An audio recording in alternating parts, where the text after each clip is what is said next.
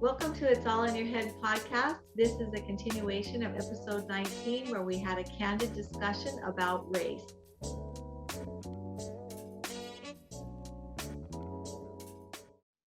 So what I'm hearing you say is that instead of just that you would want the stories told of your ancestors and how they died, and want some honest empathy from white people instead of just how can we move past this quickly. You want some honest stories told of the people, what happened to them and how they died, and some honest empathy from people like myself. That's what you want. Mm-hmm. And well, it was not people like you, because you're the one that's willing to give it. It's people that are not like you that would make the difference. I want real dialogue, like you said. I think that that's important, because we know there's issues of colorism. Well, where does that come from? Well, most people would say that comes from when Master was slipping out into the slave tents and he was, having sex with the female slaves, and they were having babies. And then, so, I mean, it's so many different layers of all of that. Yeah. That we could get into. It's a lot. Yeah. It is. I don't know. I mean, I really, like I said, I'm intrigued by the conversation, and I would love to see it continue, but I don't know what's going to change or how we get there. The stories are important.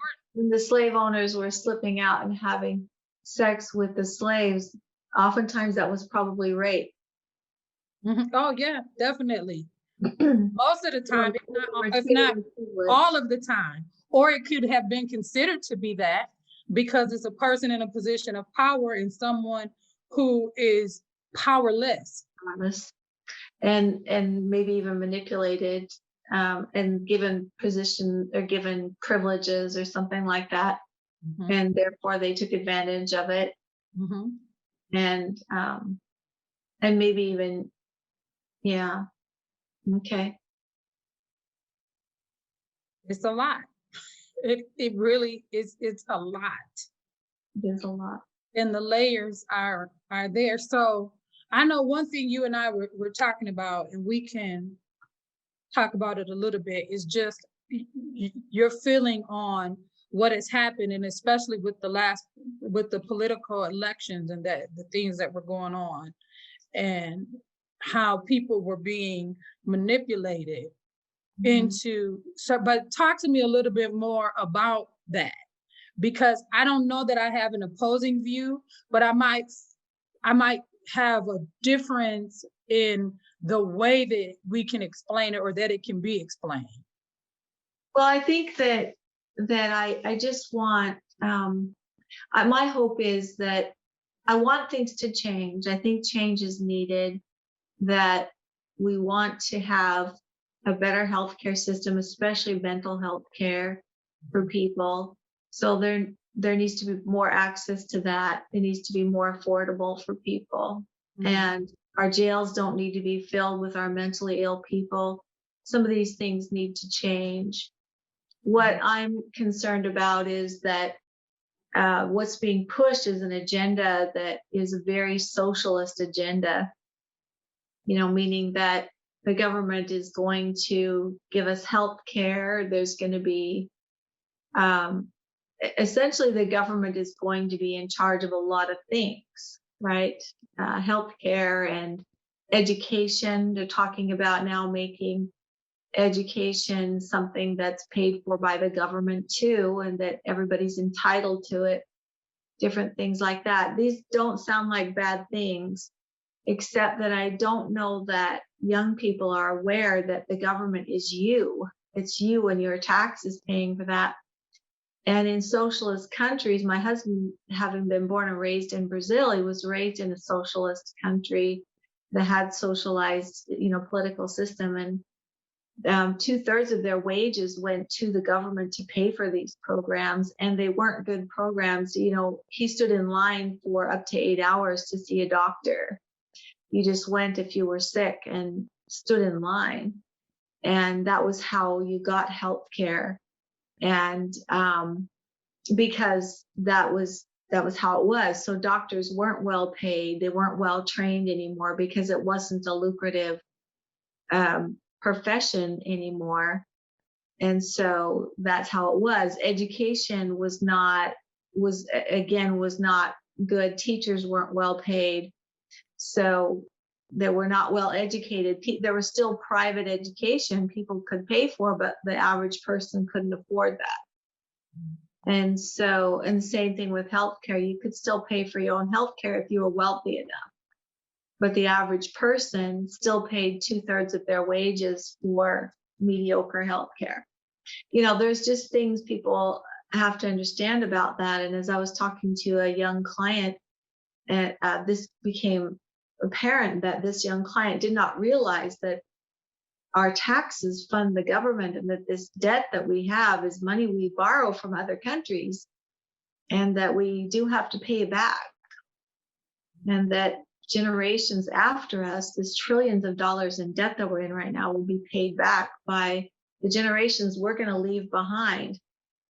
Her generation, not me. I'm going to be gone by then, And so I think it's going to be really important that if there are younger people out there that don't understand how the system works, to study socialist medicine and things like that. Study Canada. It's been pretty successful in some smaller countries, but they have a combination of capitalism and socialism. And that's where it's been the most successful. And I think that if we look at it a little bit differently, like we need a combination of something that works. And that's the only thing that's going to work for us. So anyway, that's just my thoughts on what's going on. And I would say this, that based on what you described, Black people have been living in the negative effects of socialism for a long time. Because for them to get health care, it's oftentimes, or for people, I would say, that are of lower economics, they got to stand in lines. Yep. They're doing that now. Some of the other things that you just having poor doctors or having not good care, that's been happening for a long time. So I guess that it's less concern in some of the areas that we see people in, because they already been going through that and living that way. So now it seems like for people who are more middle class, upper class to wealthy, that becomes way more of a concern, because it's going to diminish, or it's going to lower the quality of care that they would have access to. Right. So I think for me, that's a different way of looking at it. The other thing that we see, which is a real life example that people maybe can understand, is the Social Security system. Social Security right now is almost non-existent, and many employers don't even pay into it anymore, because what we didn't understand, or we weren't educated on, when they were taking out this money from your check and putting it into Social Security, we thought they were banking money for us. No, the money that was being taken out was going to pay for the people who are right then on Social Security. Right. We had to just hope and pray that when it was our time, that there would be money available. And we're seeing that there's less and less money available. And it may not for people. I'm old enough to where I would still probably get Social Security benefits paid, but there's some people coming in, generations coming behind us, where there's not going to be any money in it, especially now that employers aren't being required to pay into it. So it's in essence a defunct type of a system. So I think that's a real life example that we can point to discuss some of what you're talking about. Right. That's true. Hopefully there'll be enough Social Security for us, huh? Right. To get to something. Get a little something. Thank you for joining us for It's All in Your Head podcast. Remember to subscribe, like, share, and please comment. Whatever mental health questions you have, we will be happy to answer them in future podcasts. So Michelle, we have another question here that I thought was really interesting. It is, how have stereotypes impacted your race framework? That's a good question, because I think that, just being like a white person, I'm stereotyped too as being um, uncaring. And I sometimes have to remind people that I am caring, that I do care, about what happens to other people. I am interested in, how other people's experience is. And I do want to know when I'm not completely aware, of something I'm saying or doing that might be harmful, that kind of thing. What about for you? I think just in hearing you, because I know you, I know that that is the truth. But I think that I've even had the stereotype in my mind that white people don't care, that it's just another thing to talk about, that it's just another, whatever. So I think that is really a true stereotype. And I think too, in thinking about stereotypes for me and how I've been impacted, or my race framework is just being a lighter skinned Black woman, that, there's a stereotype that lighter skinned Black women are not as intelligent. We kind of get a label of being like the what people would say about the blonde, in a sense, that kind of thing. Or, so I always would fight. You had to know how smart I was. That was something I always prized myself on. If somebody wanted to date me, and if the first thing out their mouth was talking about how cute I was or pretty I was, they probably were not going to be my choice, because I didn't care about that. I wanted you to understand that I was smart. If you wanted to have meaningful conversation with me, you were probably going to get farther than talking about I was cute or whatever. Again, that didn't matter. But just always kind of fighting that as a stereotype was one thing. Also, I think even just feeling like people who we talked about with our producer a little bit, that whole old thing of the brown paper bag test, that there was actually, quote unquote, a standard. If you were darker than the paper bag, you weren't considered to be as pretty, or you didn't rise to the same level of or standard of beauty that someone who was lighter, or the color of the paper bag or lighter did. And I think it was different for me because I come from a family of women that are really beautiful, beautiful women, from my grandmother down, and complexion didn't matter. My mom was 6'1", and she actually even modeled at a time in her life, very beautiful, where people, when they would meet me and realize I was her daughter, that's what they would talk about, how pretty she was. And she was a darker skinned woman. So that was the other thing. But even challenges with inside of the family system, being compared, those things are very real when talking about your race framework. So I was always trying to get away from that.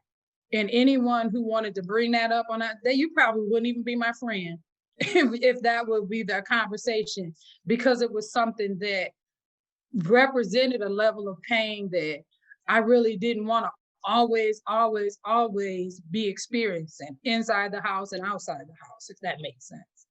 Yeah, it does make sense. And I think that one of the important things that we were talking about, earlier and off camera, was just the fact that what makes it so easy for me, I guess, to really care about people, no matter who they are, is just the fact that I feel really confident in who I am. And I don't feel threatened by other people's ideas, because I feel pretty confident in my own ideas. And I have a pretty strong relationship with God, who I believe is colorless. And I feel like if I'm going to be led astray from what God wants for me as a person, I get warned of that.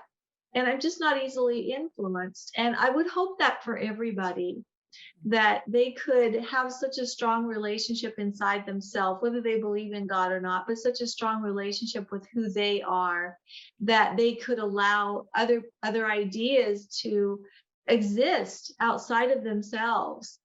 and not have all this fighting that people do, that their idea is the only one. Other ideas can exist. The world is big enough for all of them, you know.